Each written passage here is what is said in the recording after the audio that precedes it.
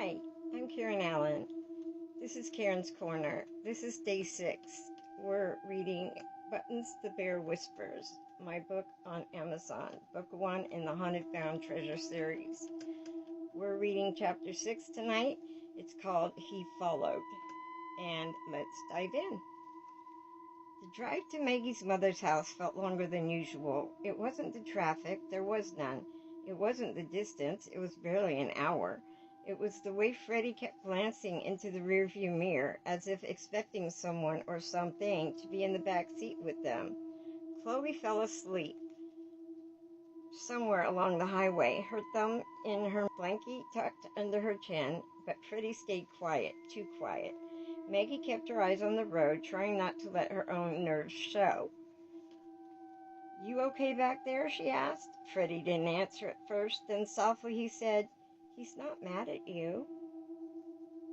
She swallowed. "Who?"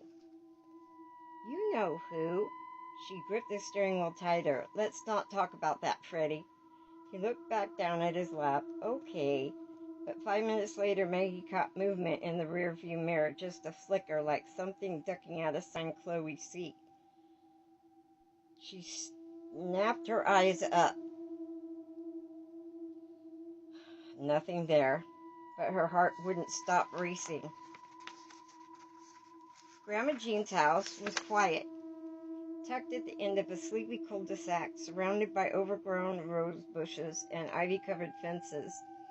Maggie had always thought of it as a safe place, unshakable, solid. She knocked on the front door with one hand and carried Chloe with the other. Jean opened the door with a warm smile. "Here's my little monsters. Come in, come in." Freddie walked in slowly, eyes scanning every shadow. Maggie set Chloe down and hugged her mother tightly. "Thanks again for letting us crash here. Just a couple days." Jean patted her back. "You look like you haven't slept in weeks." "I haven't."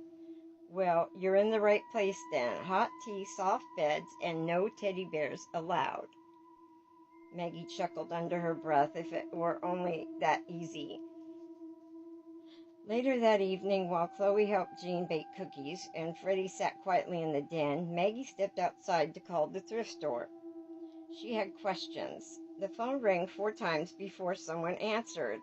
"Golden Leaf Thrift," said an older woman's voice. "This is May." "Hi, I was in last week. I bought a teddy bear, small, old, with a red ribbon. Do you know anything about where it came from?" There was a long pause. "The bear?" May said slowly. "You mean the one that came in with the estate boxes?" "I don't know," Maggie said. "It was sitting near the clown doll and the board games." "Oh," May said. Her voice had changed, more guarded. "That bear shouldn't have been on the shelf." "What do you mean?" "It was supposed to go in the donation bin for this shelter. One of our volunteers said it gave her the chills, said her dog wouldn't go near it." Maggie's mouth went dry. "Did anyone else buy it before me?" "No, but a few people picked it up and put it back down. One lady swore it blinked." Maggie didn't respond. "I'm sorry," May added. "If you want to bring it back, I'll take care of it personally." Maggie ended the call, and her stomach dropped. She had brought it back, sort of. Hadn't she? That night, after the kids were in bed and Jean had turned in early, Maggie went to unpack the overnight bag. She unzipped it halfway before she froze. There, tucked between Freddie's pajama pants and Chloe's toothbrush, was Buttons, sitting upright, looking up at her. She gasped and dropped the bag. The bear rolled onto the floor with a dull thud. "No," she whispered, "I didn't bring you." She backed away from the bag. A moment later, the closet door creaked open behind her. She turned sharply, but there was nothing there. Then her phone buzzed on the nightstand, a message from Freddie's tablet. It was just one sentence. "He said you can't hide." That's the end of chapter 6. Tomorrow we'll do chapter 7. It's called Speak for Me. Thanks for watching and listening. Hope to see you tomorrow.